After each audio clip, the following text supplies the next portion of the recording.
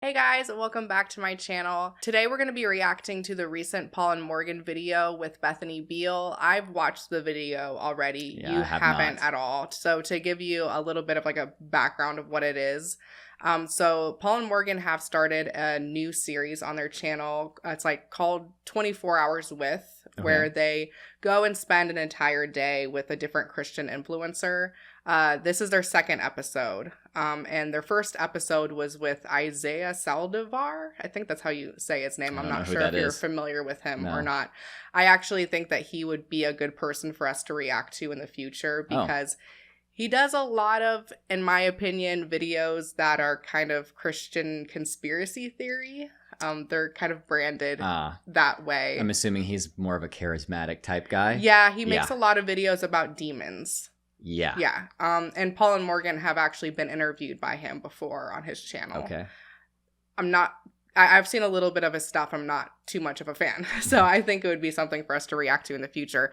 But this one they did with Bethany Beal from Girl Defined. I know who that is. Yeah. I know that a few content creators have already reacted to this video, but I thought it would still be worth it for us to react to it because I think that we might have some different opinions or just a different perspective that maybe hasn't been voiced yet, and we'll get to that later in the video. Yeah. We're not going to be reacting to the entire video because it's an hour long, and there's parts where they're not really like having conversation. They're more just hanging out. There's a bit where Paul and Dave, who is Bethany's husband, do an ice bath together. And a part where they're playing pickleball and like eating tacos, and we're going to skip over those bits and just respond to the actual conversations that they're having. But just so you guys know that we're not responding to the entire video. Paul and Dave, the new David and Jonathan, they probably don't see that story in the Bible the same way that we do. So, like homoerotic way? Oh, very homoerotic, super homoerotic. Yeah, I'm guessing they don't. No, probably not. Also, the point of the 24 Hours With, according to Paul and Morgan, is to talk about the division that exists within the Christian community and to also humanize the influencer. Okay. And I think it makes sense that they chose Bethany as one of the first people that they do this with because she's had a lot of videos made about her, especially recently, that have not painted her in the best light, which, I mean, it's warranted. But I can understand why they are doing this. Yeah. Here's a genuine inquiry, and I just want to hear your reaction to it. So just for you to know, this is Paul. Obviously, you know who Paul is. Yeah. But the guy that's driving is Dave. I'm not sure if you're like Bethany's husband, right? Yeah. You, from talking to you briefly, would be the type of Christian that I would push back on. Like, all the time. Well, you're not the only one. Say like, yeah, we started hanging out. I was like, hey, Dave, just the cussing, man. Like, why are you cussing? And then I maybe would quote a Bible verse like, let no unwholesome talk come out of your mouth. Okay. You know what I mean? Like, oh, I didn't even hear what he said. Did he just cuss at me? Yes, shut up, mother. I thought that was a kind of good comeback from Dave.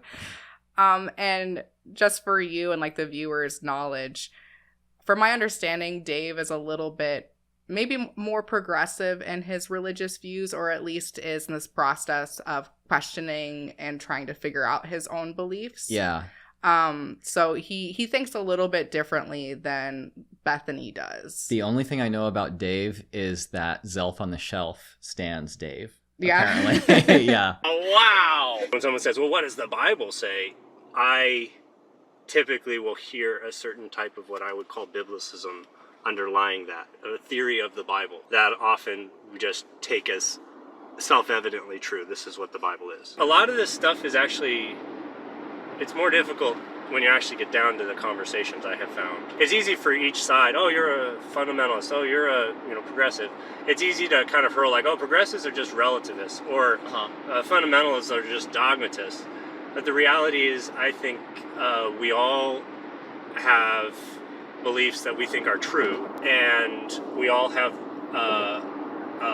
relativisms operating as well. When your view is one that the Bible should just be this clear thing we all sort of have access to, and the Holy Spirit just teaches us what to believe, well, you got tons of groups out there who all claim the Holy Spirit as their teacher come to different conclusions. A lot of groups, but you do see a lot of unity as well around the fundamental doctrines. I felt like Dave's point was really good. And I think so too. I probably actually enjoy speaking with him. Yeah. I thought what he had to say was actually very insightful. Yeah. Because he's basically saying that you have all of these groups who all claim to be the true Christianity or have the correct understanding of the Bible. Yeah. And they all back that up with the Holy Spirit. With the same thing. You can use the same argument from multiple different conclusions. They can't all be right. Yeah. And if they are all correct, that means that God's purposely giving different people different messages. Right. Which kind of makes him not a good God, right? Yeah. So I thought what he had to say was, very insightful. Yeah. I also think that what he had to say about people accusing progressives of being relativists, and then in turn, people accuse fundamentalists of being dogmatists, I think that was really true. And I think that our side of things, which I guess would be like the deconstruction movement or progressive Christians, atheists, are guilty of doing this too. I think that sometimes we look at fundamentalists and assume because they believe some aspects of fundamentalism that means that they believe in every aspect. Yeah. And we tend to lump them all together unnecessarily. And this is the problem that we had with the Shiny Happy People documentary. Yeah. Because and I know a lot of people disagree with our thoughts on this, which is totally fine. But they did lump in Paul and Morgan and Girl Defined in with the IBLP because like they militant fundamentalists who are trying to overthrow the government. Yeah, they saw that, Paul and Morgan have some similar beliefs to the IBLP. That must mean that they're all belong in this one category. Right. And I think that it's actually really not helpful when we do that, because I think it's more productive to meet people where they are, engage with their actual beliefs and actually what they're saying, rather than having this very like us versus them, black and white way of thinking about it. Because not all fundamentalists are the same, just as not all deconstructionists are the same, not all progressives are the same. There's a lot of gray there. If you address a person as a part of a category rather than as a person who believes specific propositions, then you're not really going to be doing any useful or helpful work. If you want to talk about a category of people, say that you're talking about a category and say that, there can be diversity within that. But if you want to talk about Paul, for instance, you don't say people who believe what he believes are a part of the Joshua generation.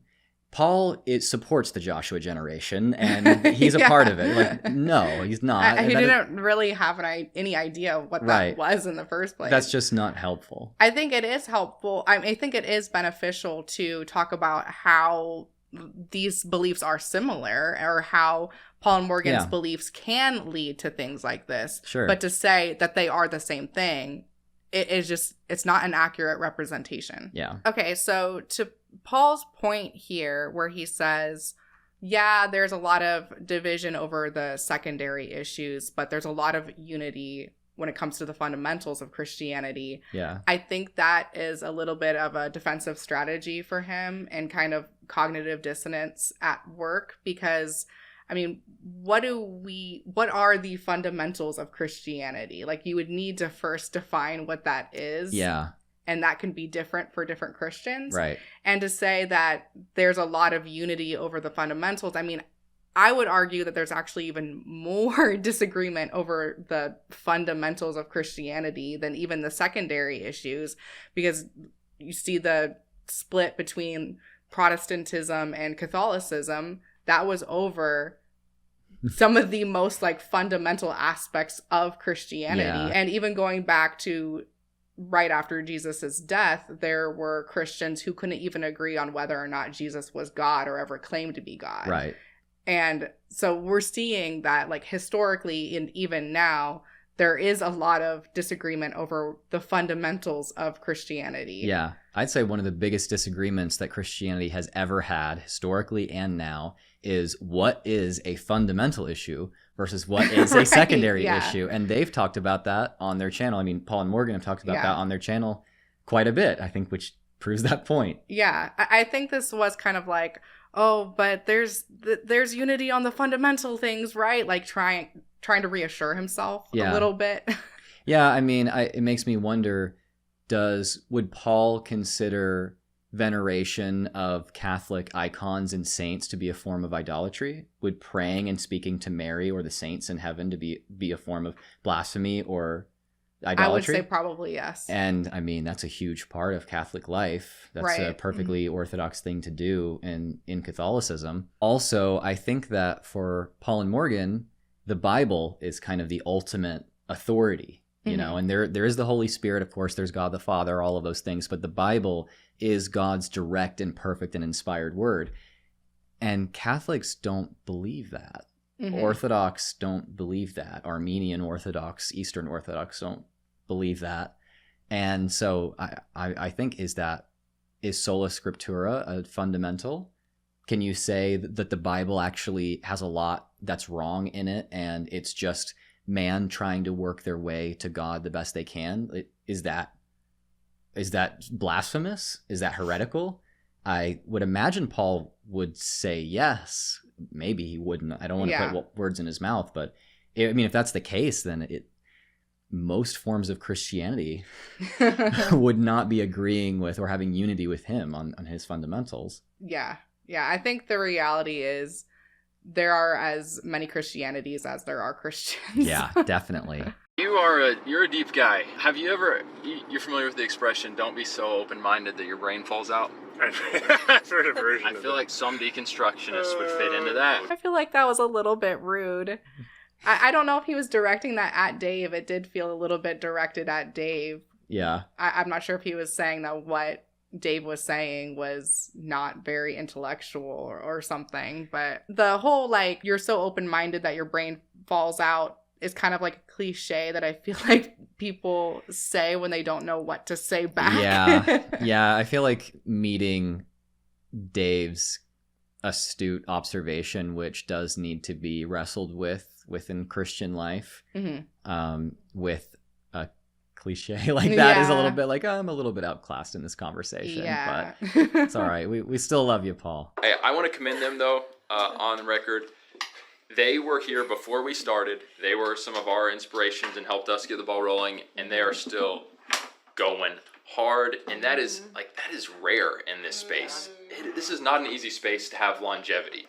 In ministry Hey, thank alone, you. but then That's also so nice. YouTube. Like, Yeah. ooh. I mean, I feel like for us, it's been like having. He's still clapping. He's still clapping. Like knowing why we're here, because it's like now that we're both moms, you know, like that's a priority, and that's really important. And so we've had to really adjust. So we actually have 2 other people that work for us. So I know that clip was kind of in the middle of a bigger conversation that we didn't watch, but I wanted to keep it in specifically because they say, like Bethany says here, that they have 2 people that work for them. Yeah. And finding that out, like I assumed that was the case, but confirmation of that kind of blows my mind a little bit in light of how small their girl-defined YouTube channel is. Yeah. I know that they have other businesses. I know that Bethany has all these different courses and they have like a larger ministry. Yeah. So maybe they have a larger audience than I'm thinking that they do, but just from looking at their YouTube channel, they get less than 10,000 views on most videos. Yeah. And that being able to afford to have 2 people working for you with a channel that small is insane. Yeah. And we have 0 employees. Yeah, our channel's not to like say like, oh, we are so much bigger than them or anything like that, but we do get more views than them, and we can't afford to get 2 full-time employees or 1 full-time employee or half of a full-time employee.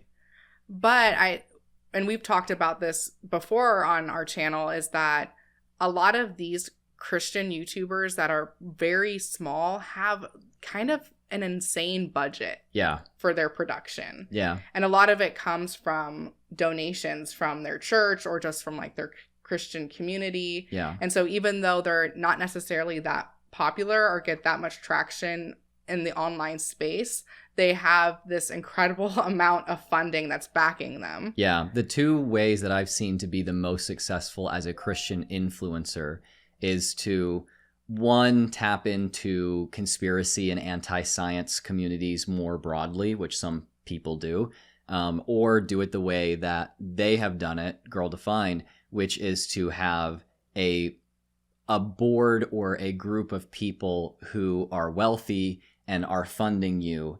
Basically, you find success through securing donations from wealthy Christians in your community who don't really care about or maybe even understand the actual reach that you have. They just care about keeping a ministry afloat because they have a moral conviction to do so. And a lot of time, the people that donate don't even necessarily follow the channel or aren't necessarily viewers of the channel. But I think that this goes to show that even though Girl Defined kind of represent a minority of Christians, their views are a minority in the grand scheme of things. Yeah.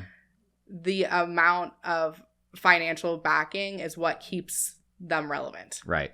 Exactly. We've been on the platform for 7 years. We're not the same people. Yeah. And even like some of our views, like I would say, hopefully, and in so many ways we've grown and we've matured as believers, but some of our views have shifted a little for bit. sure. Girl Defined now versus Girl Defined 5 years ago. You guys have gotten some pretty heavy criticism, and you guys know, honestly, can we just talk about that? They have been through it. They have been through it.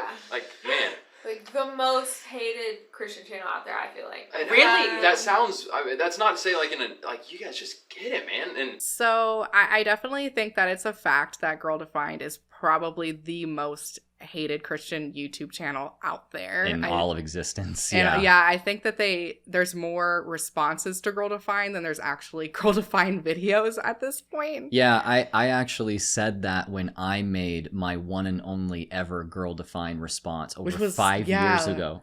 5 years ago, and that was already a thing. Yeah. And yeah, it has not stopped. Oh, it's sped up, I think. Astronomically sped up since then. Yeah, probably. I thought it was kind of interesting when they're like saying, you guys are the most Christian or the most hated Christian channel. Kristen and Bethany kind of like looked at each other and were like, really? Like they were shocked that, and I don't know. I feel like I'm surprised they don't know that.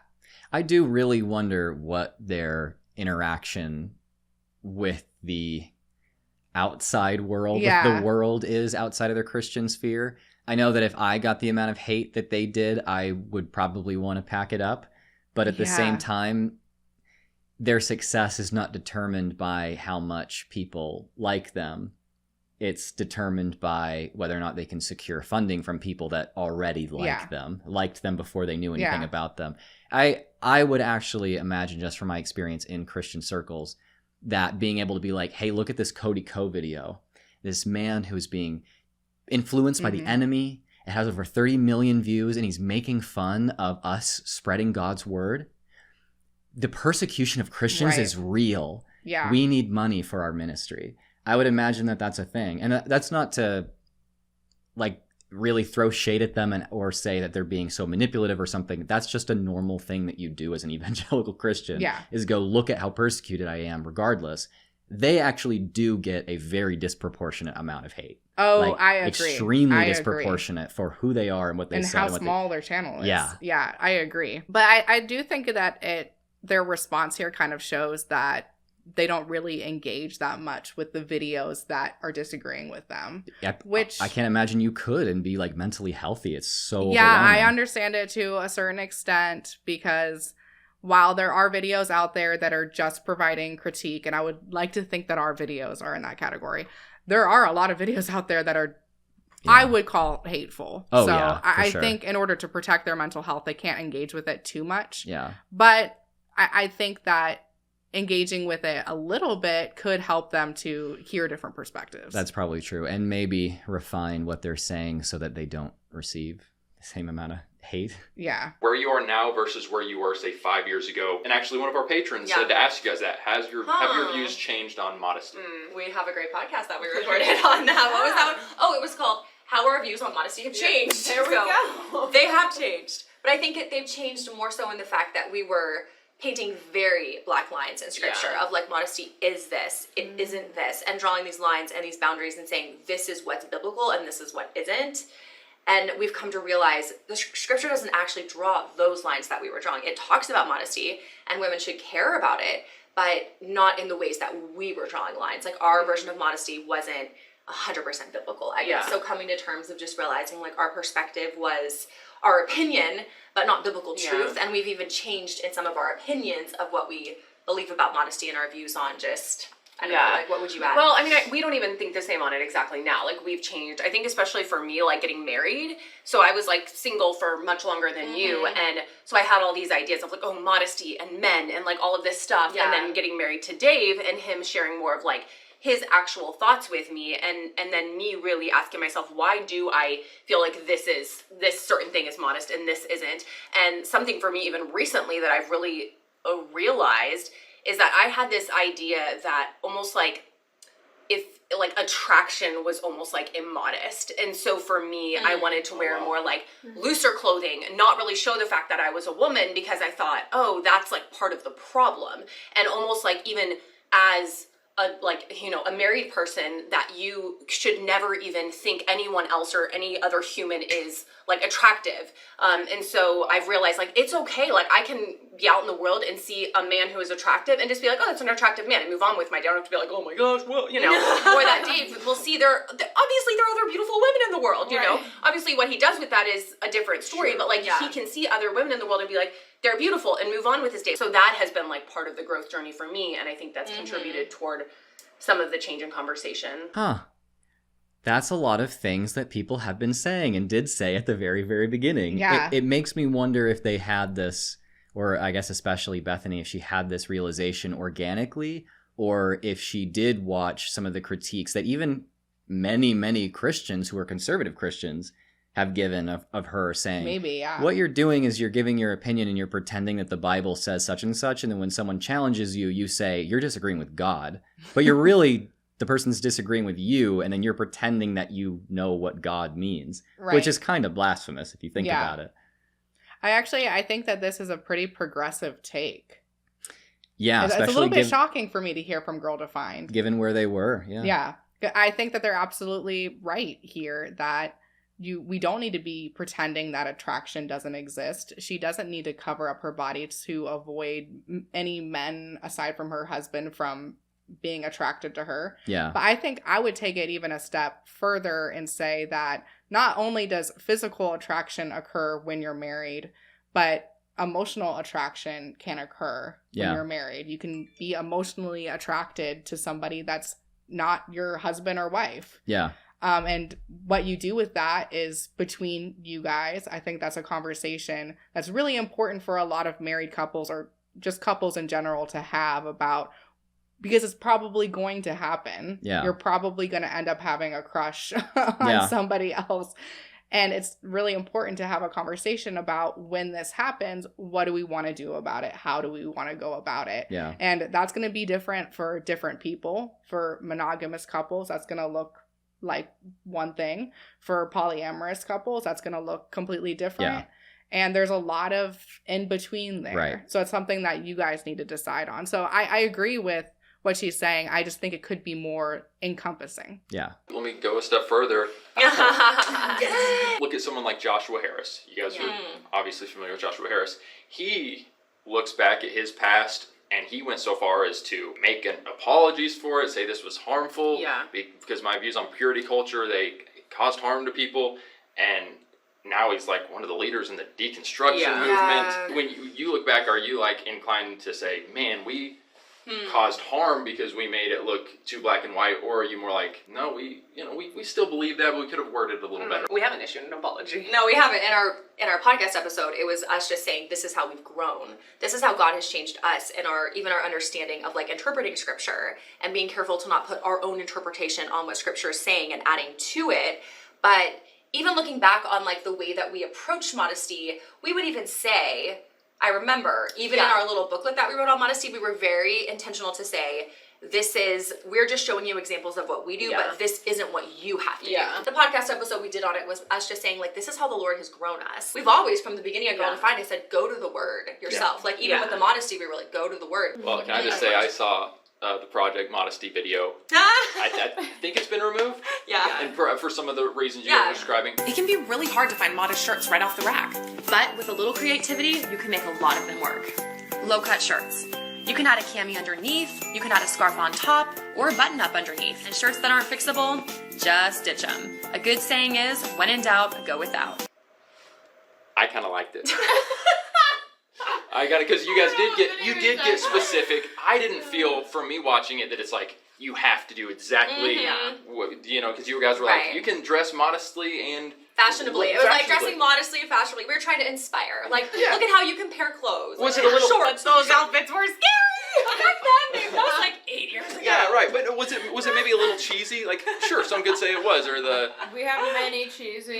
Hey, now we're offended. We thought it was really good.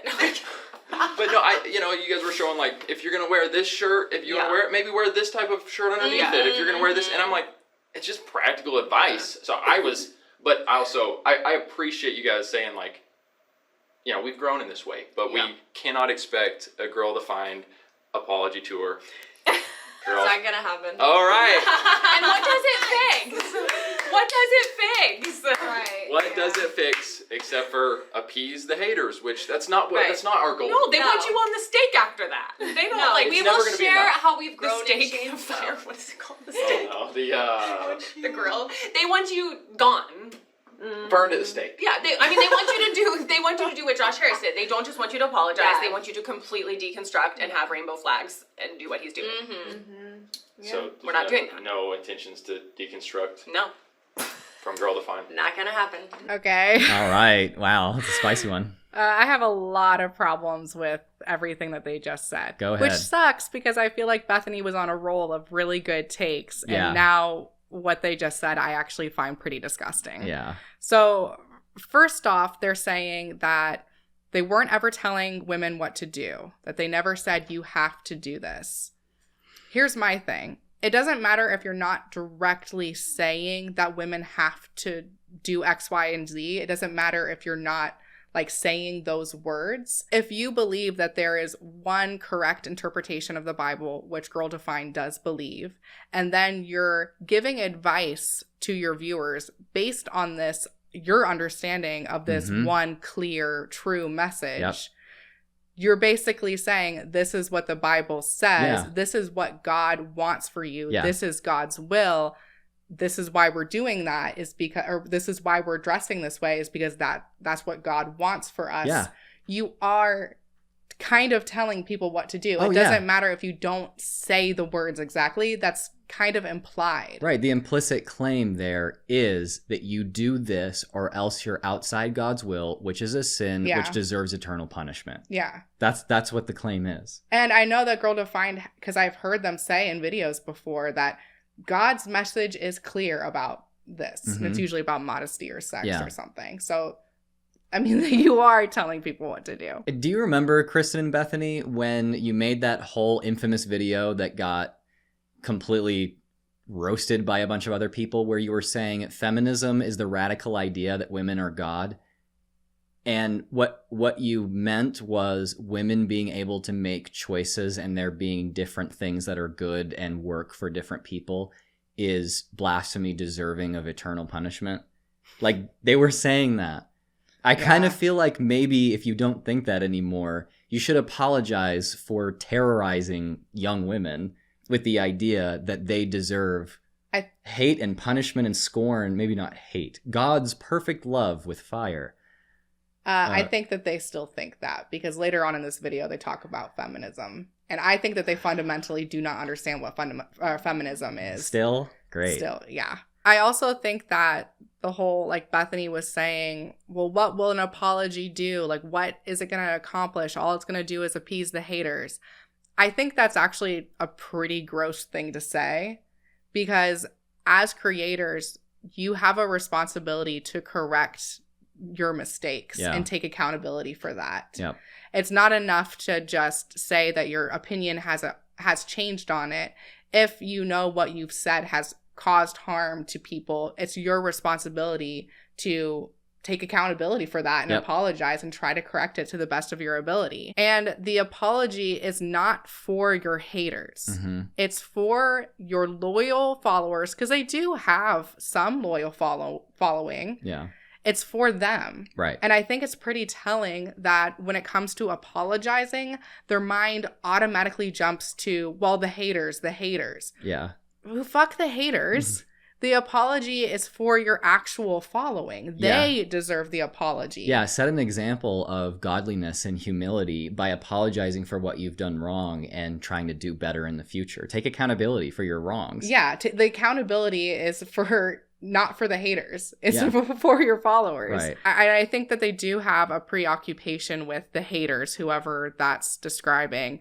And I kind of understand why, because they have received so much hate and negativity online that I think at this point they're not able to decipher between valid criticism and just hate. It would be very hard, I think, for anybody in that position to do that. Yeah. My last thought on this is that the little snide comments that they made about the deconstruction movement, I think comes off as pretty hypocritical, because it's totally okay when Girl Defined reevaluates their beliefs and changes their opinion on things. Mm-hmm. But when other people do that, but just come to different conclusions about stuff, people that are in the deconstruction movement, suddenly it's not okay. Like, that's wrong. Right.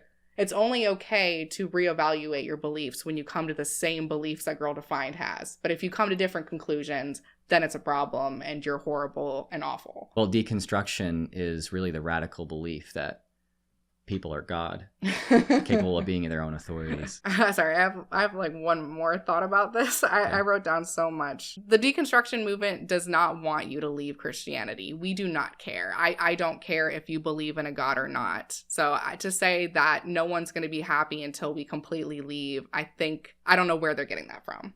I mean, I think they're getting that from the thought that if you can have any kind of social allegiance or allyship alongside people who are not Christian, that's bad or makes you not a real Christian. I think that's probably where they're getting at. Yeah. So. And nobody is saying that you have to be waving a rainbow flag. Nobody's saying that you have to be a member of the LGBTQA plus community. All we want you to do is to stop telling other people what they need to do based off of your own personal religious beliefs. Yeah, and pretending that your opinions are just God's words. So did he really shock y'all? What did he shock y'all with? Yes. Yeah. Dave shocked us. We were shocked. What was shocking? How different you guys are. Yeah. Because you seem very much at peace Mm-hmm. with him working through this stuff and figuring out like where he stands on things. What do you think? Why do you think you're so at peace with that?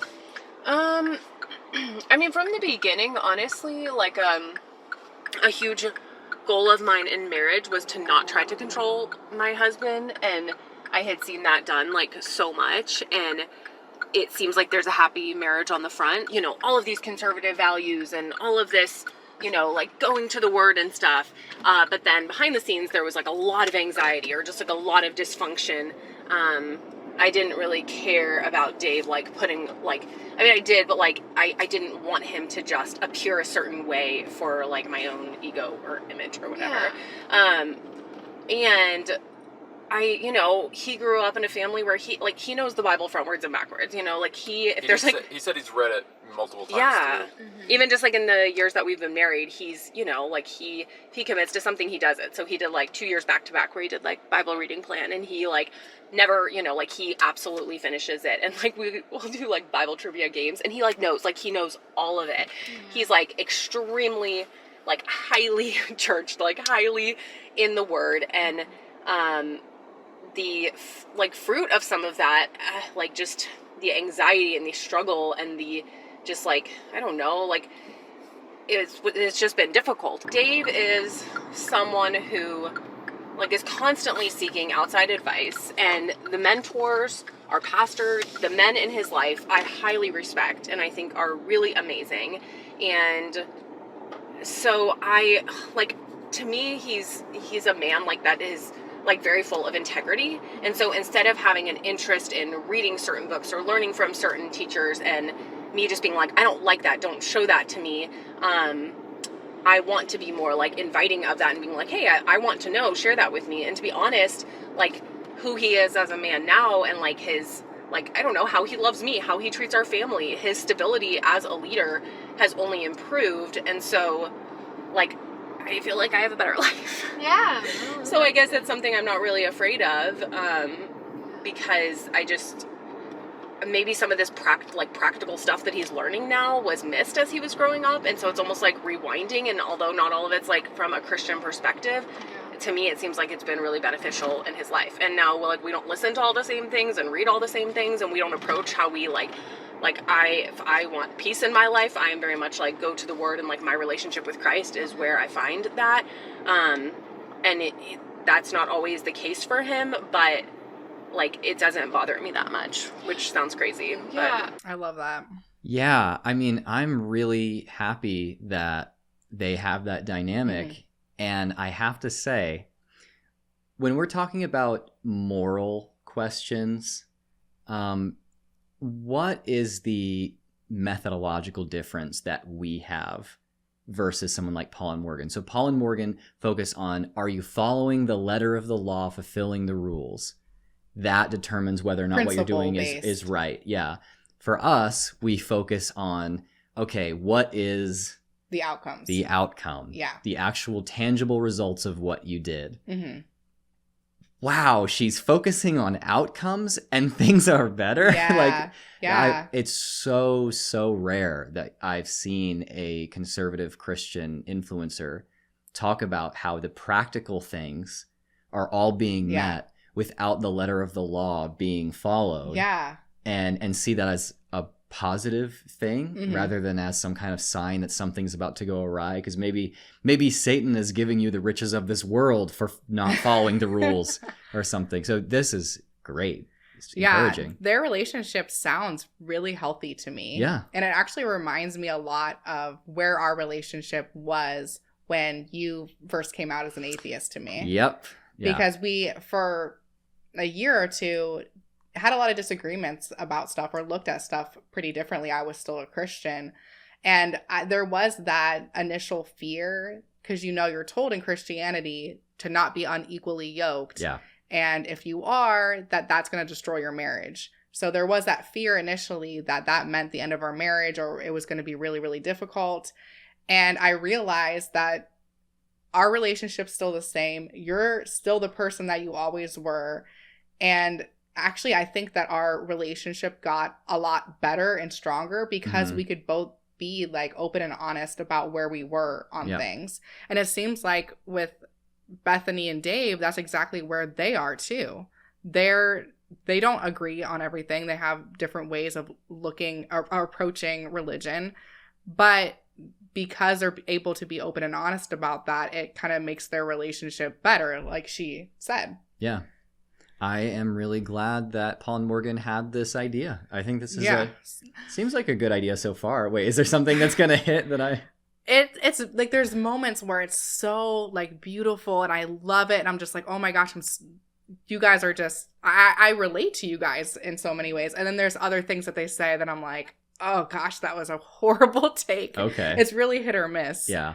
One last thing I wanted to say about this. At the end, she said, I know that sounds crazy that they're doing so well.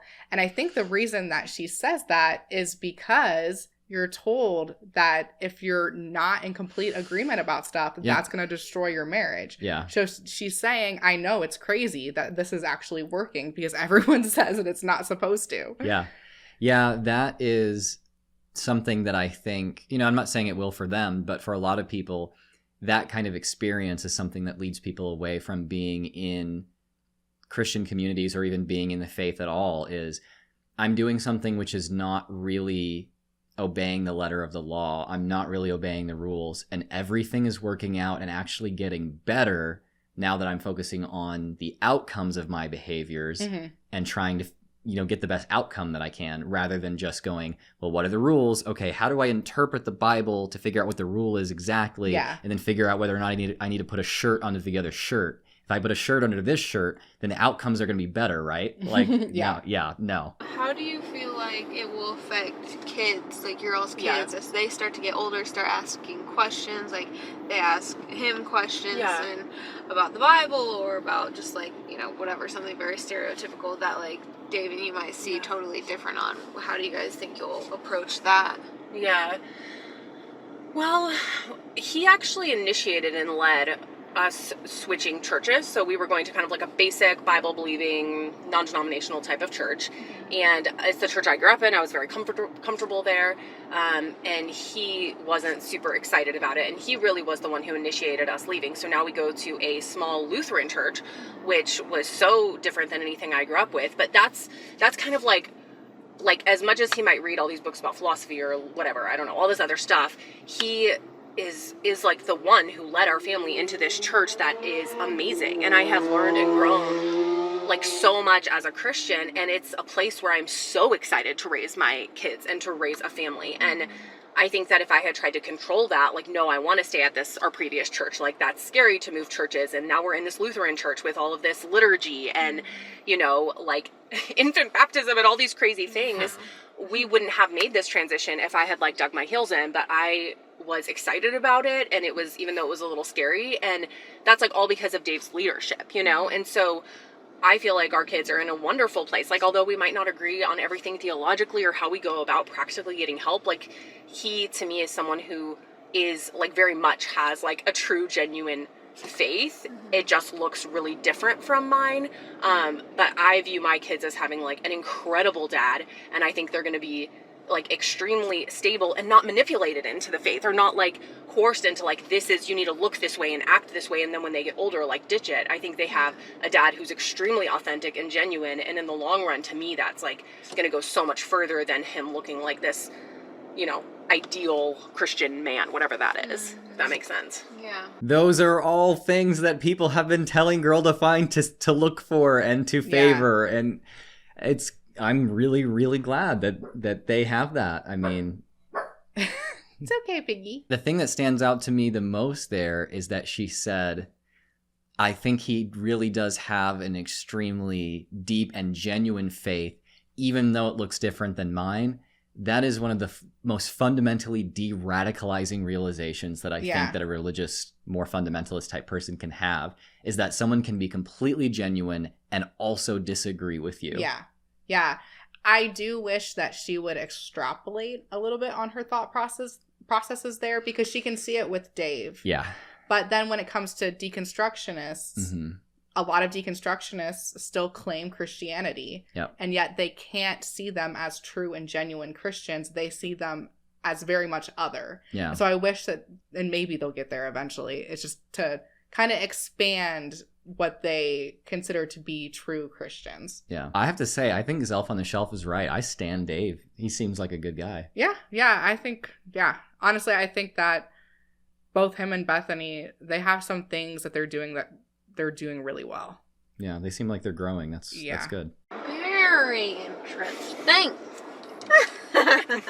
Morgan's like, no. No. Hey, it's your all's marriage. You gotta figure it out. I felt like that was really weird and unnecessary. Yeah, I think Paul and Morgan seem to be a lot more worried about following this very specific letter of the law stuff and in conformity, conforming with what they feel like the specific doctrine is, and not trying to look for practical solutions, but rather favoring just what the dogma is. Yeah. But that's the main thing I think that we have really disagreed with Paul and Morgan on when we've talked about stuff, is that they're constantly like, hey, even if bad outcomes happen, actually it's a good outcome because you follow the rules. We're like, no, I mean, you should look for the best outcome. And Bethany is kind of advocating for that position here. And Bethany's saying, our relationship is great. It's even better now. And we have disagreements on stuff, but we're able to agree to disagree or work through those things together. And Morgan's response is, oh, that's interesting. It's like, what did Bethany say that was bad? Like, it was a bunch of good stuff to me. I mean, between the two of us, for sure, like, who's influenced the other more, like, in our relationship, for sure Dave's influenced me more. Okay. Like, I've for sure become more like him. Yeah. And so I guess less kind of like my family, less how I was raised. Yeah. Is that hard for your family to see? I think they're just like, oh, Dave and Bethany, they're random. Those two crazy kids. Everyone so far has been like super respectful and like very much like, you know, as adults, like respecting each other's views. Maybe if we were like ditching the faith or something, but it's like we're still super strong Christians. It just looks different in some of the gray areas and secondary issues. I want my views to be challenged because I don't just want to live in a certain way or believe things because I've always believed them and they're like not actually true or beneficial. There might be a better way to live. That's deconstruction. That's you literally just described deconstruction. So many of these Christian influencers go through the process of deconstruction and aren't aware of that. Yeah. Questioning your beliefs, that's part of deconstruction. Yeah, you're trying to untie these things from just how you were raised and trying to understand it on your own. And that means you're unlearning certain things. Yeah. That's what that is. And again, I wish that she would just kind of extrapolate a little bit. Yeah. You know, because challenging your beliefs and questioning and wanting to believe things that are true and not just believing things because that's what you were raised to believe.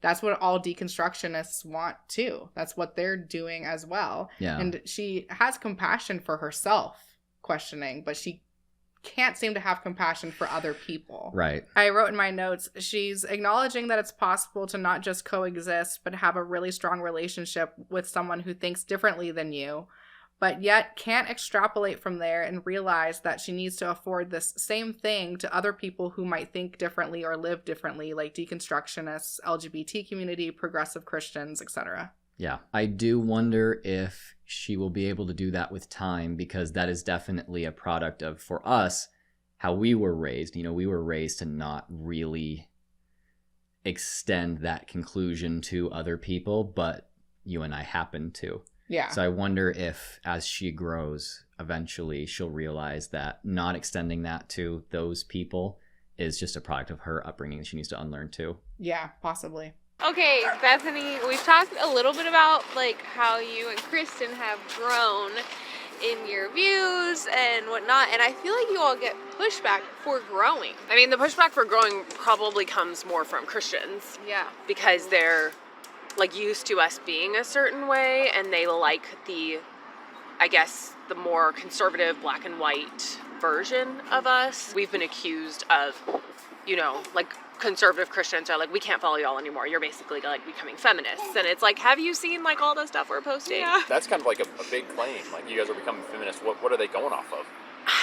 I don't know. Like, if we're not super hard on everything, like how a dating relationship be pure, just like anything, it's like it's not necessarily like feminist stuff, but they just view us, if we're not ultra conservative, then we have to be like feminist, you know, or if we're not ultra conservative, then we have to be deconstructing. Like, if we're not, there's no middle ground. Yeah, there's no middle ground. It's like very, very extreme. But at the end of the day, we're not trying to be like the Holy Spirit for people and tell people what they can and can't do. People have specifically accused me of being like, oh, you're really becoming, you know, more of a feminist and stuff. Like, oh, Bethany, she's taking steps, she's almost there. And I always crack up because I'm like, what? Like, I am still like an extremely passionate like Christian. Like, everything I do is like coming from an extremely passionate Christian view. Like, I don't know what it is that makes them like think. Yeah, that's hilarious. So that's kind of what that's what the haters are hoping for. I mean, yeah. So I think that they fundamentally do not understand what feminism is. You can be an extremely passionate Christian and a feminist. Like, yeah. You know how many early feminists, like suffragettes, were Christian? Probably most of them. I mean, those two things, Christianity and feminism, are not diametrically opposed. Yeah, it's the version of Christianity that they came from, which is actually a reaction to feminism more so than anything else. It's not that Christianity has to, in every form, oppose feminism. Yeah. Yeah, I they don't understand what feminism is. It's like, No. it reminds me of certain people I've heard say, well, I'm not a feminist because I don't think that women should rule over men or in an authoritarian way. I just think that the sexes should be equal. And it's like, feminism. that's what that is.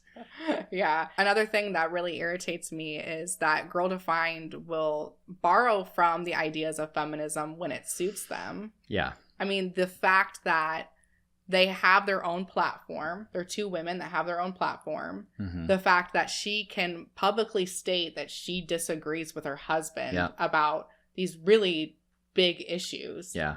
That's kind of a product of feminism. Oh, yeah. So they're willing to borrow from it when it suits them, but at the same time, they'll condemn feminism. Yeah.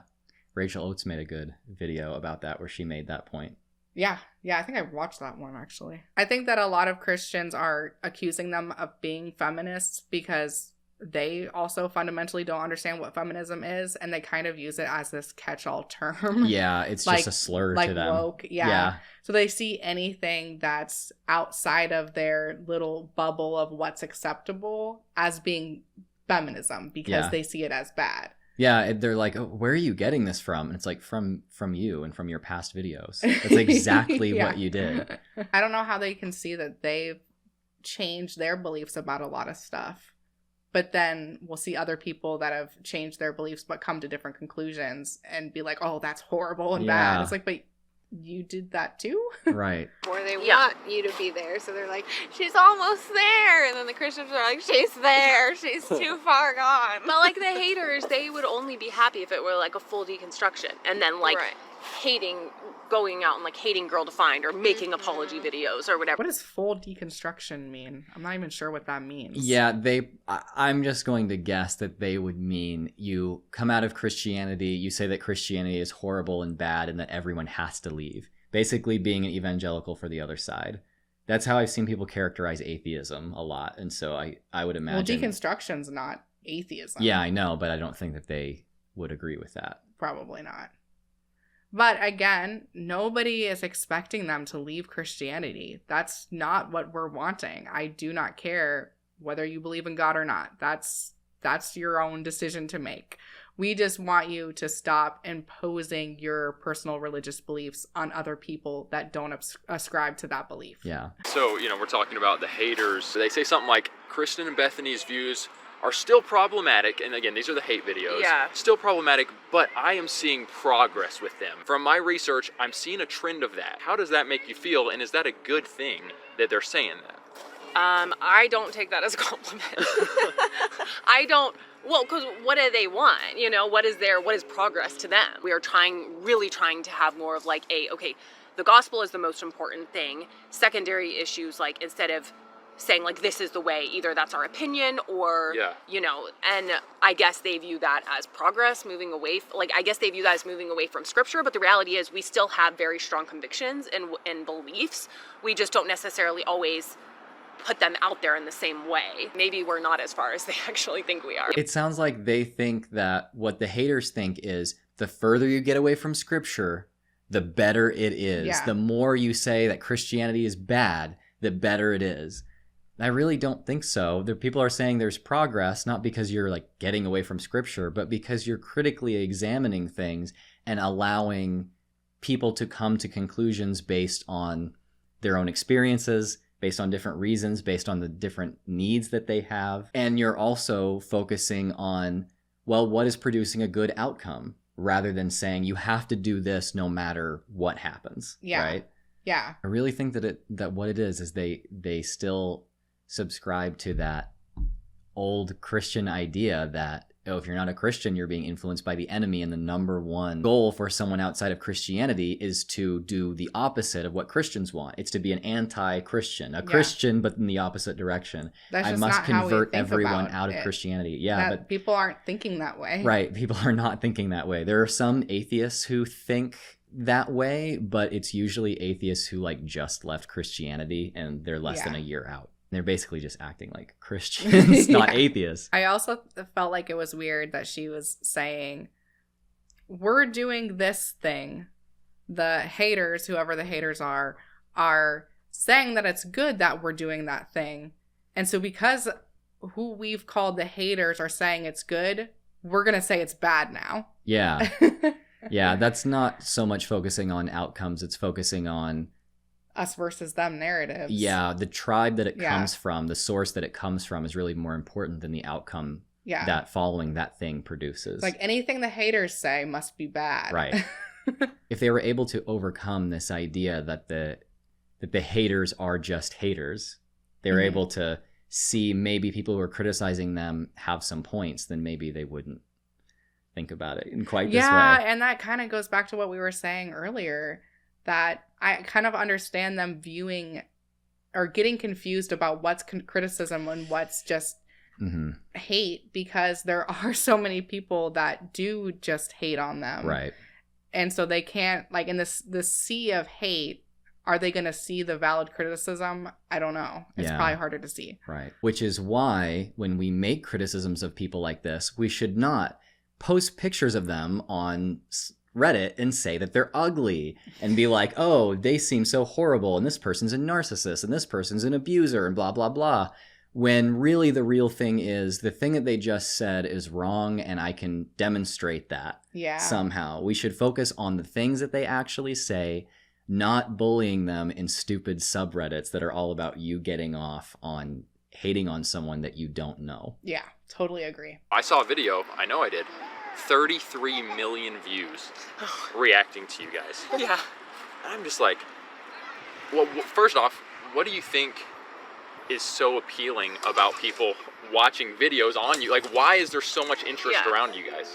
I mean, honestly, I have been trying to figure that out. I don't know if it's like the dumb blonde stereotype or if it's because like we're sisters. Like, I've wondered that. Like, why is there just like this explosion of people that love to make cringe videos about us? What do you think? Oh, what do I think? You guys were some of the first ones, and you guys were, okay, you all are very bubbly. You're very bubbly, energetic. Like I already said from jumping in the podcast with you guys, you turn it on and it's like, well, like high energy. I wonder if some people would say like they're making their lives look so perfect and bubbly, and it comes across fake. People have said that, which is it's who we are online and like on social media and stuff. Like, it really is like a very accurate representation of like our personalities and stuff. Like, people have caught that. Like, I'm probably more bubbly and more energetic and loud than Kristen, and people have caught those things about her personality. Like, I'm more spontaneous, she's more well thought out, you know? So it's like those things, those are true about us, you know? So like the high energy, the fast talking, like that's always been, but people also have a lot of other misconceptions. Like, people think our family's like super wealthy, or that we were just handed everything, and so we're extremely spoiled, like these privileged kids. And we've talked so much about like, our parents literally moved to Texas with like $300 and their like really old beat up car, started a business from scratch that provided for all 8 of us kids. Like, we grew up in an extremely small house, always drove old cars. Like, I don't know why people think we're just like these super stuck up, like fake plastic people. It's like, where'd you get that idea? Like, that's we're not. so interesting, because like people have said that about us, and so I wonder if just like people just assume that like influencers or social media people are just always like come from rich families and lots of money. No, we're not from Utah. We don't have that rich Mormon gene. I'm sorry. Oh, Dave's laughing. Get him. It's because all the Mormons are like all wealthy. All the Mormon influencers. LDS. So this is actually a really interesting conversation that they're having, because it's something that I've wondered a lot too, because Girl Defined doesn't have a lot of following. Yeah. Their videos don't get a lot of views. And there are plenty of other Christian YouTubers out there that are saying equally as harmful things, if not more harmful things, way more than Girl Defined says. Yeah. And they also have massive followings. Like Girls Gone Bible is an example. Yeah. They have over 300,000 subscribers, and their videos get 100,000 views. And they've only existed for less than a year. So there's a lot of other Christian YouTubers that have a lot of traction, and yet people don't make as many videos about them. I think my video about Girls Gone Bible was the first Girls Gone Bible video made ever. Yeah. And they've said some like way worse things than Girl Defined has said. Oh yeah. So I've kind of wondered like what is this phenomenon of people being so fascinated with Girl Defined, and I've come up with 3 different reasons as to why I think that is. I'm just gonna read from my notes here. I think reason number 1, like Paul said, they were some of the first ones on the platform. Yeah. Number 2, very large creators that have nothing to do with religious deconstruction or atheism have made videos on them. A good example would be Cody Ko. Right. Another recent example, or maybe from like a year ago or so, is Trixie Mattel. Yeah. Her video on them is really big too. And these videos generate more interest in them, and people then see that it's popular to talk about Girl Defined. And so more and more people make Girl Defined videos, and it really just becomes this perpetuating cycle. Yeah, yeah. The third reason is I think that a lot of people see Girl Defined as embodying the ideal image of what a Christian woman should be. Yeah. I know for me watching them, I grew up in Christianity. I see them as being who my family wishes that I would be. Right. And so I think that people see this, and because they rebelled against that in growing up, they're now rebelling against that when they see it in videos. Yeah. So those are 3 different reasons that I think that that is. But I do think that the main reason is because there's so many large videos that have already been made about them. Yeah. That another like thing that I thought of is that everybody knows who Girl Defined is, and so when they see a Girl Defined video, they already know what they're getting themselves into. Right. And people tend to not like to get into things that they're not familiar with. Yeah. There's a certain amount of buy-in that you have to get them to do. Definitely. So I think that it's just kind of easy watching for a lot of people. I'll add to that. I completely agree with all of your reasons there, and I think that those are the main ones. There's 2 more that I've always thought about Girl Defined, and it's the reason why I have not made, well, one of the reasons why I have not made more than just the one video I did 5 years ago. One, they're an easy target because in their early videos, they always came off very, very sheltered and very naive. And so you know that you can respond to them and they're not going to hit back. They're the kid on the playground that you can push as much as you want, and they're not really going to do anything but get up and walk away. Which that might be unfortunately true. Yeah, and I do think that part of that is that they're women. If it was 2 men that were making Christian videos like that about how to be a godly Christian teenager, that's so true. People inside or outside of like the skeptic or atheist or deconstruction space would not care. It's so much easier to bully women. So you're completely right. I don't think it has completely to do with just them being Christian. I think it also has to do with they're women, and that makes them easy to bully. Yeah, or people think that they're easy to bully. Yeah. So I wrote something in my notes here that I think will probably ruffle some people's feathers, but I also think that it does need to be said. I wrote, I feel like there are people who claim that they watch, follow, and react to Girl Defined to correct the harmful things that they say, but then they don't keep that same energy for other Christian creators who have equally, if not more, harmful things to say that have a way bigger audience. Yeah. So is it really about correcting these harmful narratives when you don't keep that same energy for other people who have way more of a following? Yeah. In the skeptic atheist sphere, we have seen this same thing. And I actually think it's one of the things that contributed to the downfall of the atheist and skeptic YouTube genre in like 2015. Just a little bit before I even started. People would find these just ignorant and hilarious, people usually call them creationist lolcows, that they would make a serious debunking video on once, and then every video after that would be just kind of heaping it on and making fun of them. And then, Armored Skeptic would have a really big video about this person. And then such and such would, with a smaller channel, would come along and make a couple of videos about that because they saw Armored Skeptic did well. And then Armored Skeptic sees that, oh, wow, there's a bunch of people making more videos about this guy. Well, if I want to get more views, I need to make more videos about this guy. People were like, I'm doing this to really try to bring rationality to people and teach people how to think critically. And it's like, You accomplish that with the one video. Now there are people with way more harmful views that are way more influential that are out there, and you're not talking about them. The hilarious thing was when people said this to people like Armored Skeptic years ago, he would say, what else is there to talk about? The, such and such, the left or whatever has won. The rationalists have won. The secularists have won. These people are all just like defeated and we don't have to worry about any of this. Why shouldn't I just move on to doing anti-feminist stuff? Because the feminists are the real threat. And then Trump was elected president the next year. Yeah. It's so ridiculous. I think that the hoops that YouTube creators and their fans will jump through to morally justify that this content is the most important thing, when really what it is it is taking on a lolcow in order to make sure that you reach a certain number of views so that you get a certain paycheck. Yeah.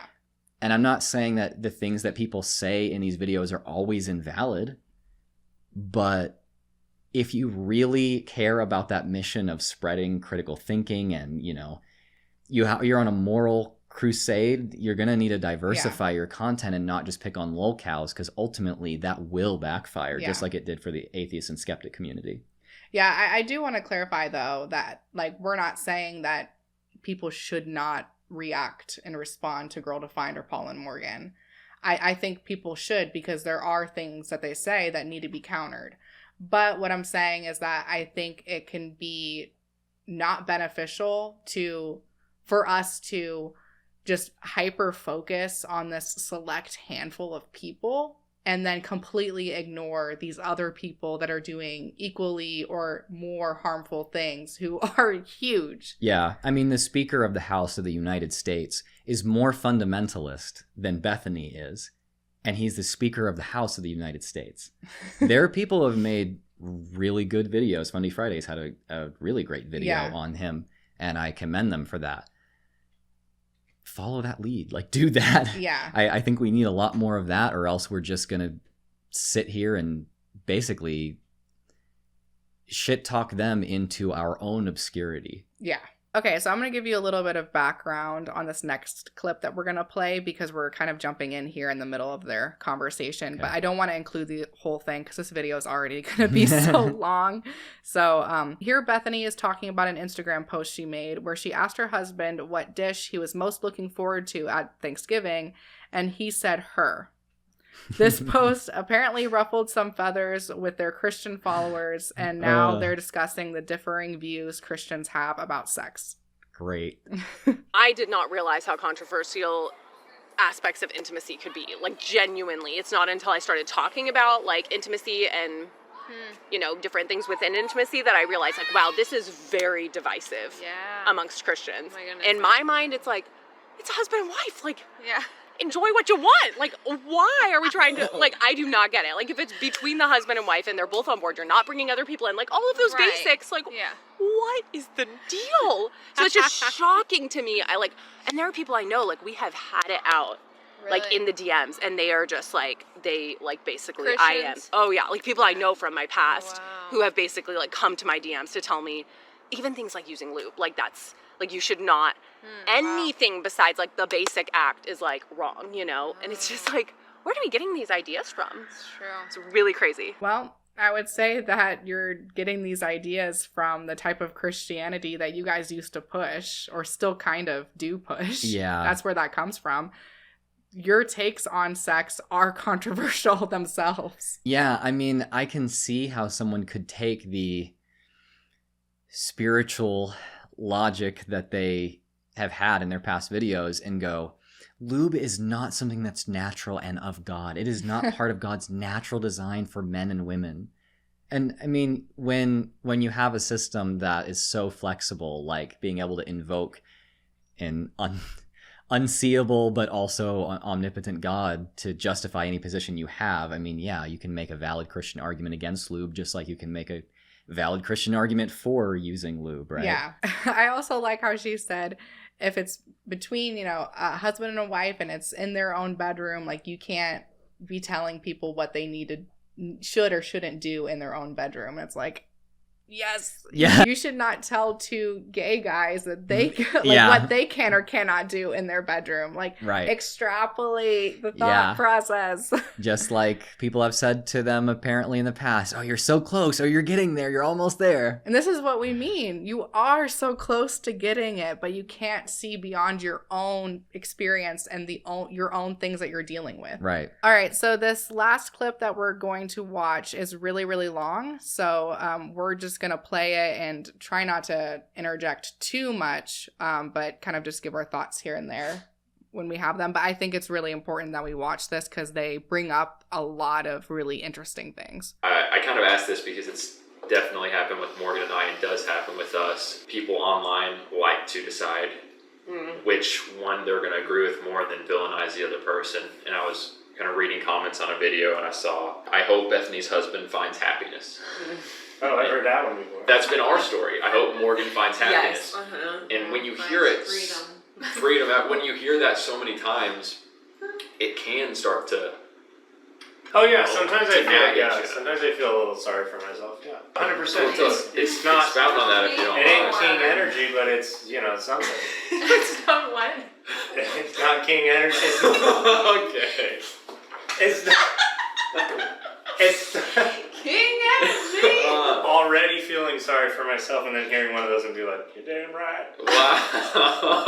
I got a man. Well, but that's a scary thought for. I think that he was joking here, and I really hope that he was joking. Yeah, it seemed because like if a he joke. was being serious, that's a really unhealthy thing to be doing, to see these comments that say, oh, I hope Dave finds happiness one day, and then kind of lean into those comments when you're having a problem with Bethany. I mean, that's not a healthy way to go about things. Yeah. I think mean, he was joking. I though. take it as a joke. I'm giving them the benefit of the doubt. And I do have to say, I think a lot of the comments that Paul and Morgan get, I've read them and they're extremely unfair and really hateful. And I've expressed a lot of empathy toward Paul, and that, I think a lot of his views are awful, but I also don't think that he's like a raging narcissist psychopath who does horrible things to Morgan when they're off camera.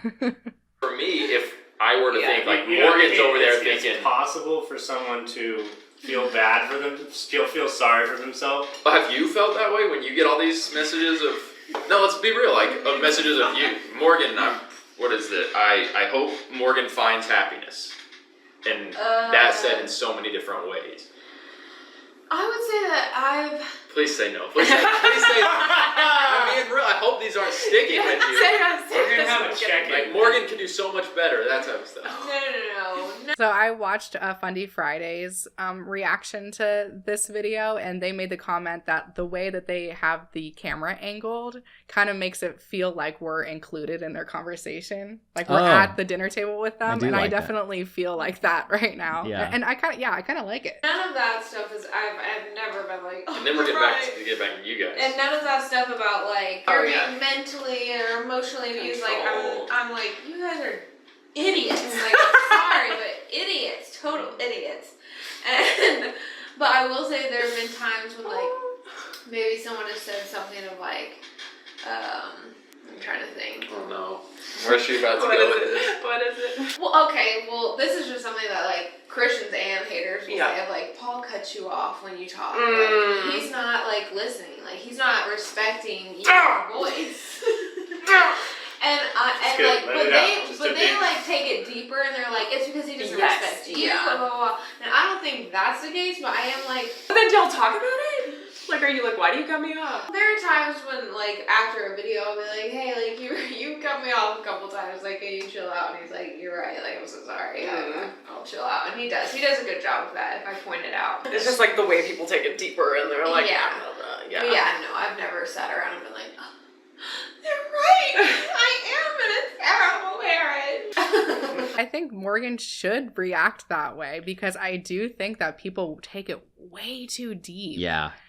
They say things that are bad. Yeah, we can address that. But then people will make these really crazy assumptions about their marriage or just who they are as people, or like think that Paul's a narcissist or that he's abusive. And it's like, again, we don't know these people in real life. You're Yeah. seeing them through a screen. And so to make all these assumptions about who they are is not appropriate. Engage with what they're actually saying. Right. And I think there are some things that maybe people are picking up on that are there, but like to jump to, oh, Morgan needs to get out of this marriage, I think is just so crazy. Yeah, an appropriate thing to pick up on is he should let her talk more. Yeah. And Which they literally talked about, and according to Morgan at least, they're good. Yeah. On that. That's and fine. I think that there are like reasons as to why he's interrupting her that aren't him completely having no respect for her. Right. He's a very energetic guy, is the Yeah. impression that I'm getting. And I think he just, when he has something to say, he just feels like he needs to say it right then and there. And Yeah. I think that's why, not because he like secretly hates his wife. Yeah, or he like hates all women or thinks that men are always better than women Yeah. or something, yeah. He is the villain. Are you finished? Yes. Hey, that's fair. Like, this is it's real life. To me, though, in all reality, like, that is a little bit scary. It's a little bit scary because it's not our friends close to us or people from church. It literally can be like multitudes online, sending DMs, commenting, making videos. So it's just the thought of that in circulation. The stuff online, I think the part that gets, like the comments and all of the messages, like I'm the villain, you know. And I think the only time it gets frustrating for me is if just being honest, is like when he's like, it starts interacting with them, and sometimes I feel like starts like, oh, like they're actually really nice people and all of this, and almost like it feels like it's now like them against me. And it's less of like he's not upset or mad at me or anything. It's just more like, oh, we should be sympathetic. But at the end of the day, it's like, in some of these cases, I feel like these people really do want they do want to see our relationship fall apart. Even though they might be like, we hope you and Bethany stay together, they don't really hope that. Right. And that's kind of become apparent with a lot of these people that it's not. And so I think that's frustrating because I really don't believe they have pure motives or pure intentions or really care about either of us. Right. And so it's, to me, that's frustrating if there is, and this just be like being real. I want to feel like my man is like standing up for me, and like he is like, you know, forget them. They're like, why are they coming after my girl? And so when you're like compassionate toward them, it's kind of like, how could you? Yeah, makes me like, I feel bad. Like I choose to, but I can kind of understand her thoughts here on Yeah. this, because if there are people that are commenting saying like, oh, I hope that Dave leaves Bethany, and they see Bethany as the villain, and then he's engaging with those comments, I can understand how she would feel like she's being ganged up on a little bit. Yeah. But also, I think that Bethany has a tendency to kind of paint anyone that disagrees all as haters, all as people Right. that don't have good motive. They want to see us fail. And I don't think that's true either. And I think that Dave kind of sees that more. He sees that it's not that this group of people are all bad. There are some people that genuinely just have valid criticisms and have pushback on some of the things we say, but they're not like wishing ill will on us. Yeah. And he's trying to engage with those people. Right. But I don't know. I can understand it from both sides. I think that it's understandable on both sides because there's such a big spectrum of people out there giving commentary on them. Uh-huh. I think there are people who do wish the best for them and giving commentary, and there are people out there who are getting in their comments, getting in, even our comments, getting on Reddit, and they're just having fun with shitting all over someone who they know is not going to be able to defend themselves, and that they are given moral license to do because the things that they say are not good. Yeah. It's perfectly acceptable for me to call them ugly and make fun of their kids and nitpick every little thing they do because they say feminism is bad. Yeah. Yeah, I that doesn't fly with me. You actually, They're just fair gaming them. right. It's hard. Yeah, so in order to deal with that, because I don't want to, compromise my own integrity by dropping the fact that I think that a lot of these people are not as evil as sometimes we talk about on the one hand, but I also do want to be a very strong, rock for Bethany and stand up for her as her husband and all that. So typically my solution has been just to not talk, not have those ongoing conversations. It's hard but because we do have different views about this. I guess it's hard for me if I feel like, okay, you're building relationships, man, woman, I don't care, with people who hate me. I mean, it's like, I can imagine if I'm in your shoes, like, it's got to be nice to be the one that they really like. And then if you're feeling frustrated at me for some reason, like, yeah, you are kind of right. It's like, I can imagine if I were in their shoes, whatever, it's got to feel a little bit good to be the one that they like. Yeah, I think they kind of see, from some of the videos I watched, I think they kind of see you as more progressive in your views and more open-minded, where they would they would look at Bethany and be like, Bethany looks at the Bible and she proclaims what she sees to her following, and it's pretty black and white to her.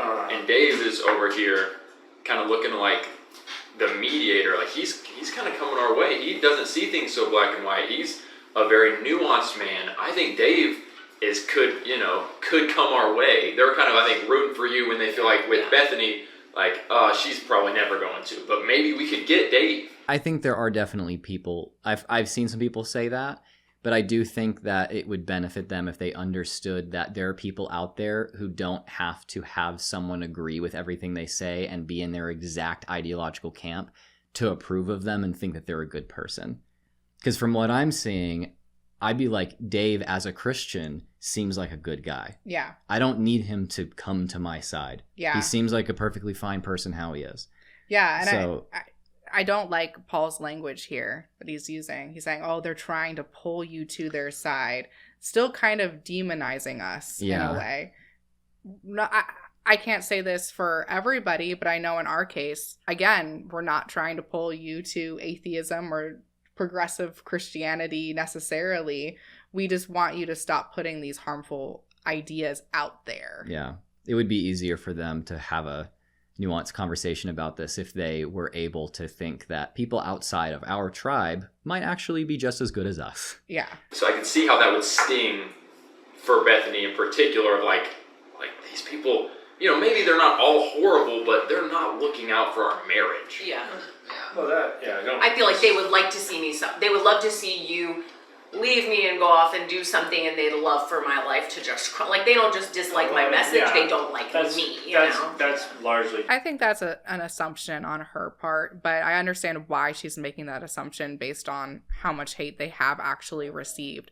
But I don't think it's true that everyone wants to see her suffer and loves Dave. I don't think that's true. I think there are people that probably do. Yeah. But not everybody. Yeah, again, it's a spectrum. I've seen some really disgusting stuff out there about Bethany that's not fair. And then I've seen things that are just critiquing what she says, and she might consider that hate too. Yeah. I think that's largely true. Yeah, so it doesn't feel good for me to see you trying to I don't know about these relationships as they're proactively telling you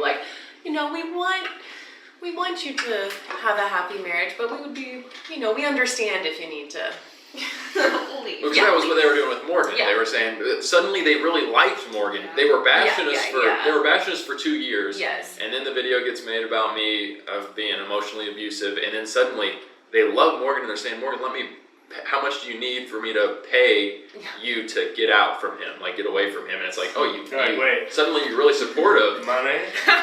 We could have maybe utilized that. Send me all the money. But suddenly they're really friendly. Yeah. I'm just gonna say it.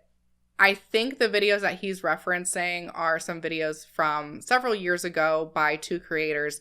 Jimmy Snow, he used to go by Mr. Atheist. I think he still went by Mr. Atheist at the time. And now he runs Jacqueline the line. Glenn. Yeah. They made videos basically accusing Paul of being emotionally and possibly physically abusive to Morgan. Mm-hmm.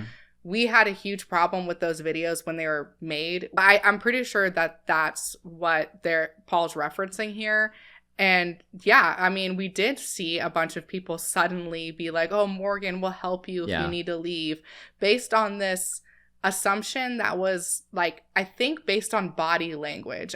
Jacqueline Glenn said, because Paul moved in a certain way or something, that means that he must be abusive or something. And suddenly everyone was like on Morgan's side, and even like saying in videos, oh, Morgan, if you need help, we'll be here to help you. Yeah.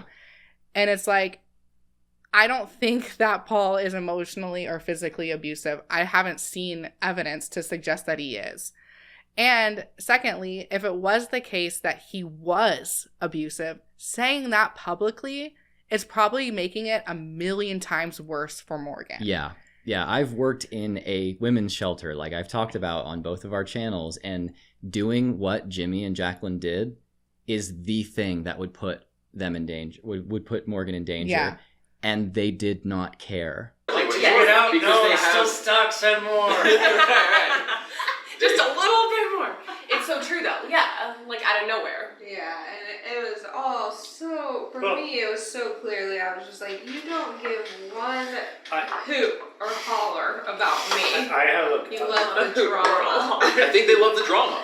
I think that's a part of it here. I want to. I think it is the case that for some people they do love the drama, but that Yeah. isn't all everyone. It's not everybody, but the people they're talking about, absolutely. Yeah. There's so much that could be said about This is a lot. I can see, the people who have made videos about us. Cody Combe, he kind of started this all off with like Girl Define. His video has like 33 million views or whatever. I hope he has a wonderful life. I hope he gets married and has kids, and like I hope he makes lots of money, Like my kids will be very tall, your kids will be very short. But seriously, like I have no desire to like get on some channel and be like, turn Cody Combe down. And I totally believe you. Agreed. But so the point is that I feel like there are some people in life, whether they're a fan or a hater or whatever, they approach social media or people they see online, and the ones they disagree with, they like really wish ill on them, and they hope like. And then there are other people who don't do that, and so it's like my thing is like.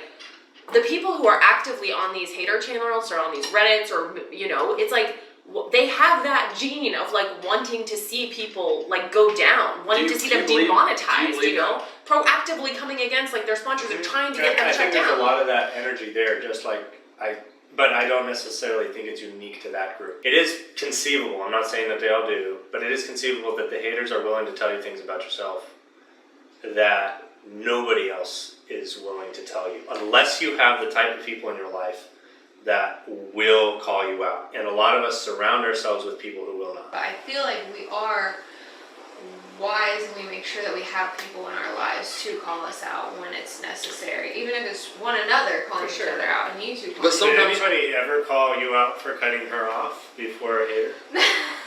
Christians, followers. Yeah, Christians would call you out?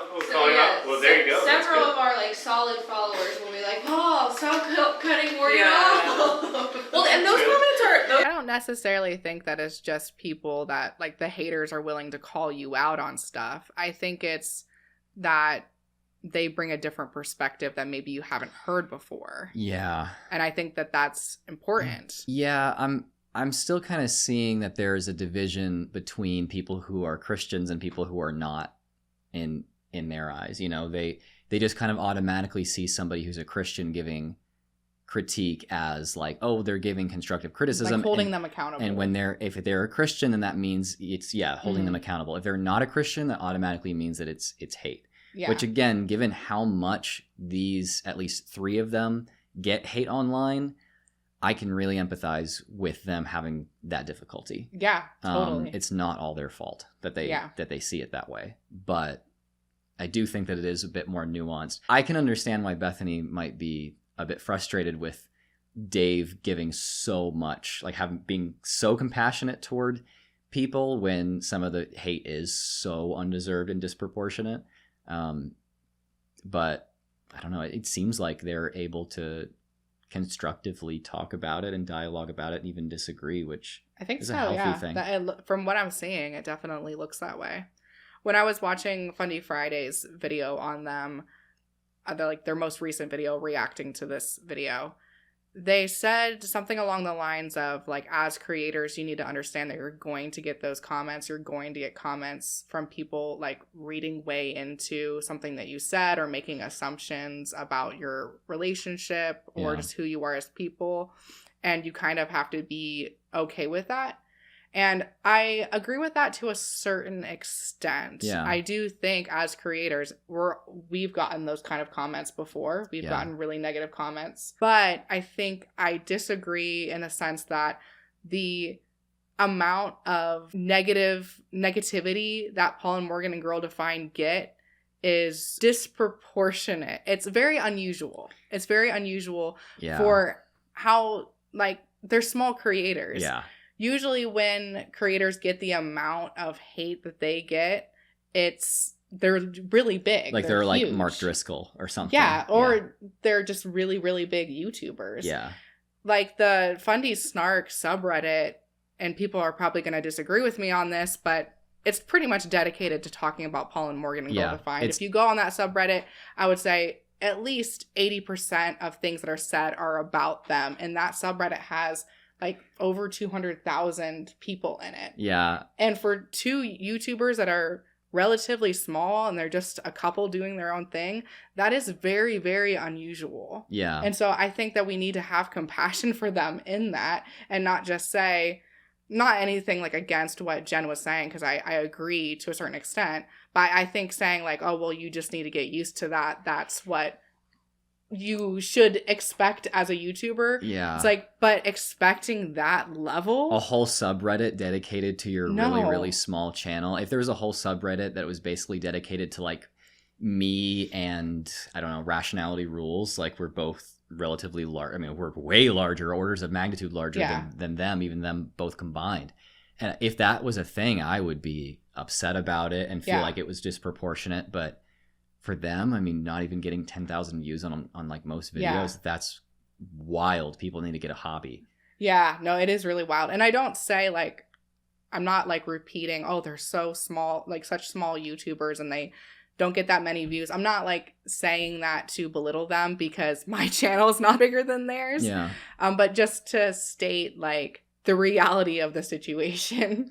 They're normal people who happen to have channels, at least with Paul and Morgan especially. They're just normal people who happen to have YouTube channels, and they make some money from it, but it's not like they're not rich. They're not like doing super well. They're fine, they're fine. If we could direct that level of energy at someone like Frank Turek, who's actively out there advocating for trans people to all be put through aggressive conversion therapy and to ban all LGBT, acceptance in the form of gay marriage or any form of trans-affirming healthcare, like, maybe we'd make a bigger dent than kind of just harassing people who don't really have much of an impact in the first place. Right, yeah. Those are helpful. Like, we have people who follow us who share, and even like people who work for Girl Defined, like they will share, like our employees, like they'll share honest feedback or thoughts about how things come across. And that's super helpful. Like the people that want to see, like even if they disagree, they want to see you do well or to make it better or to make it wiser. Those, and you can tell in the way they're messaging you. You know, in general, you shouldn't take advice from people who don't wish you well. Right. However, if you have integrity, you should be able to. You don't necessarily have to pay attention to haters, but you should be able to look past the fact that they're haters if they do happen to say something that's true. Of course, yes, I agree. If they say something that's true, well, I would agree with you, Dave, that even though we have people that would speak into our lives, like we can have blind spots, and sometimes because of the communities that we're around and the people that support us, the blind spots can linger for a while, and sometimes it might take someone who's very far removed from that community to challenge us. Could that be someone off of Reddit or a criticism hate video? Potentially, but in the same vein, man, I really don't want to be spending much time. No. Paying attention to those. I don't think it. That's super valid. Yeah. That's totally valid. Yeah. Like when Paul watched our video and kind of talked about it in one of his, I was surprised and I respected him and honestly felt complimented that he was willing to do that given the disproportionate amount of hate that they get. Yeah. I respected him for that. It's worth, I think that, I wish that y'all would more befriend people rather than choosing to view them as the other, the kind of the bad ones or whatever. I do think that there is a road to that. But I think that you have decided to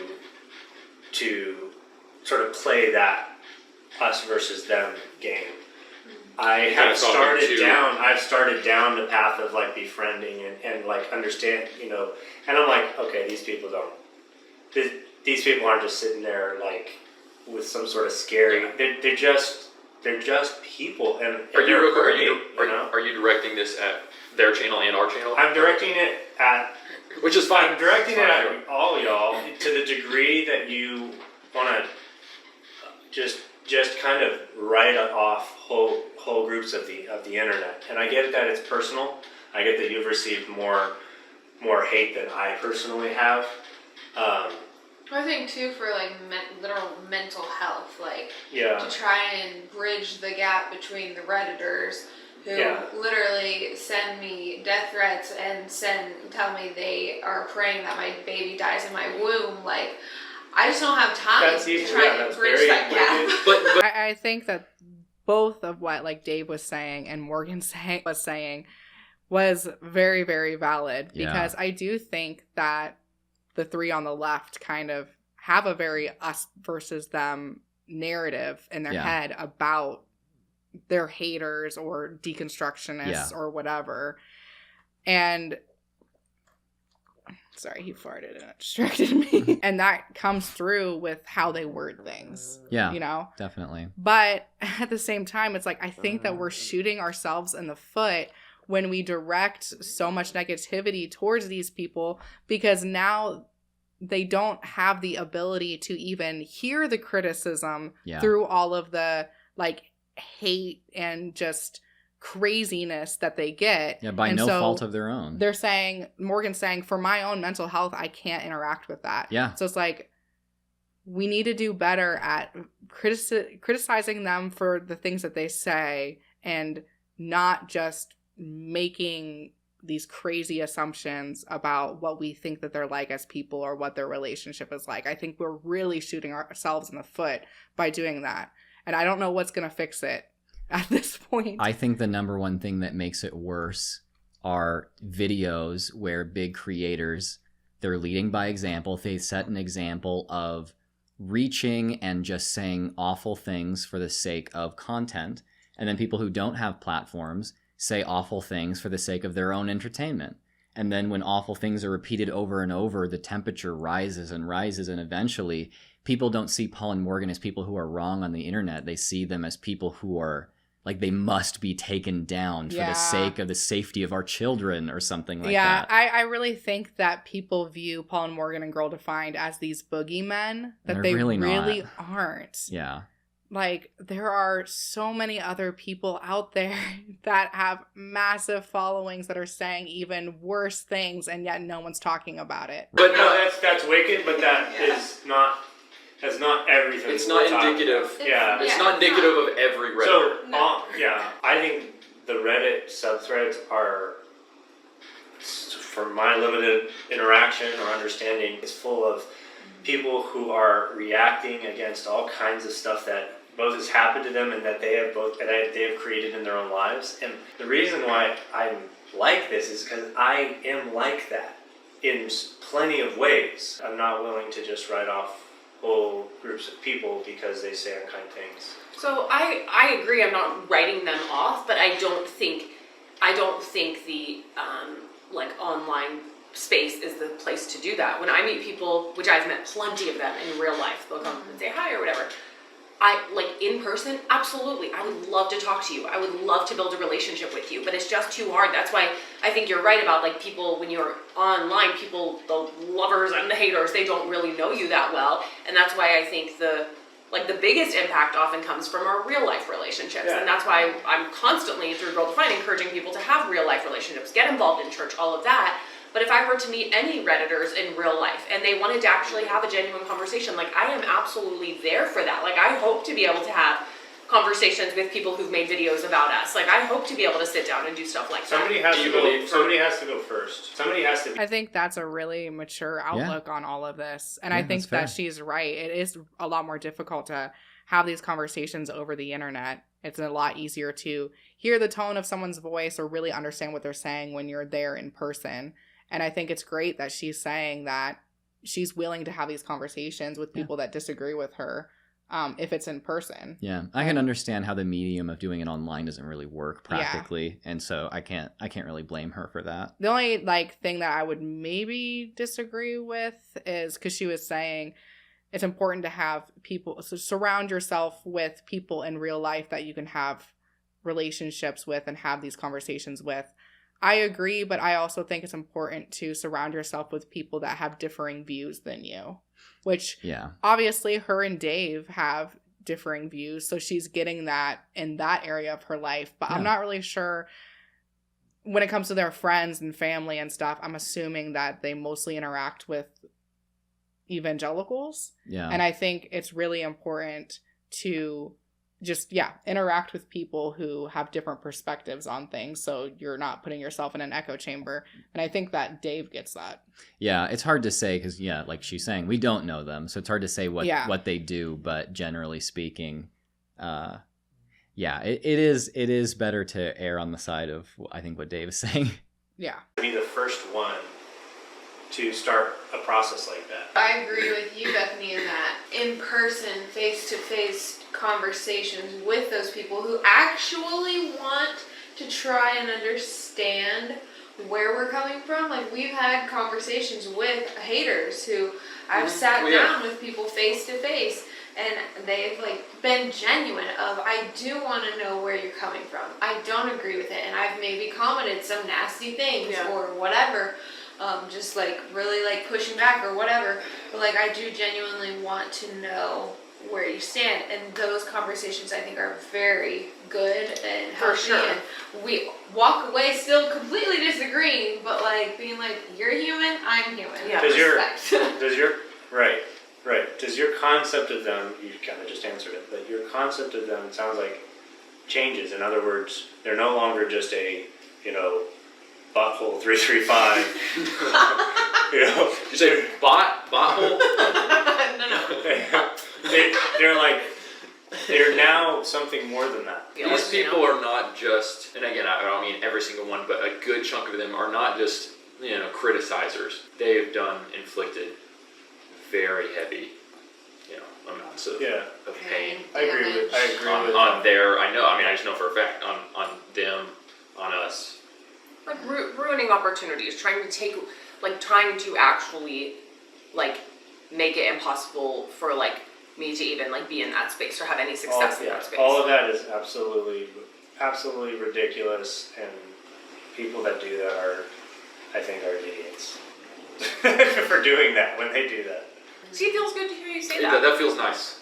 That does feel nice, seriously. Bethany, yes, I'm very sorry that you have gone through that you have faced that. That's really rough. They sent us a chocolate penis. What? Yes, one time in our P.O. box, someone sent us a giant chocolate penis. It could have been so much worse. I mean, that's actually not that bad. We did not eat it. We melted it down to chocolate fondue. I'm glad that they can laugh at that. It seems like they don't take it too seriously. I have to say, if I got something that was obviously kind of like a hate thing in my P.O. box, I had one a long time ago, I would not eat it.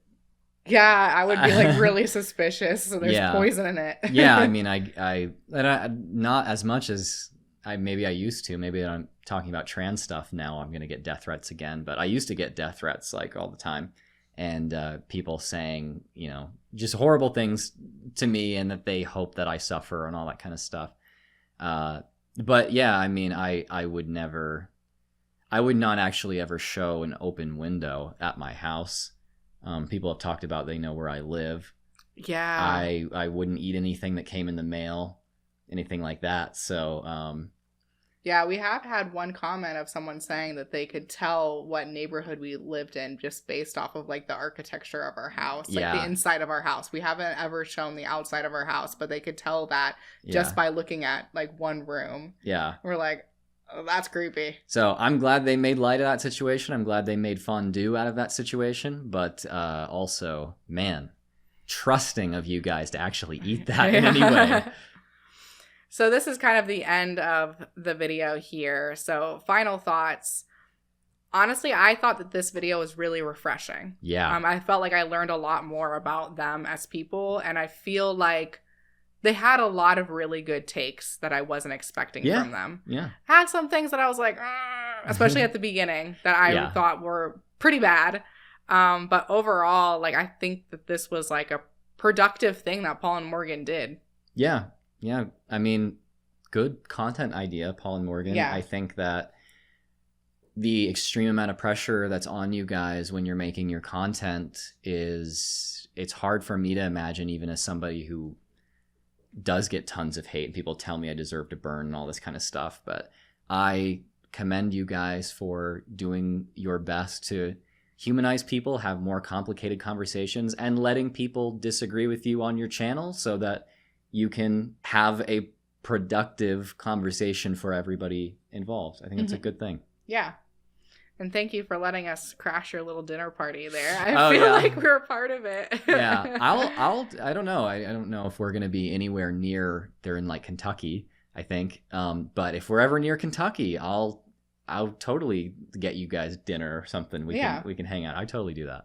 Thank you so much for watching, and a huge thank you to my patrons who help make these videos possible. If you like this video, please be sure to subscribe and ring the bell. If you'd like to follow me on social media, my Instagram is Taylor_the_antibot. And if you'd like to contribute to this channel financially, a link to my Patreon will be down in the description, and we'll see you on the next one. Say bye.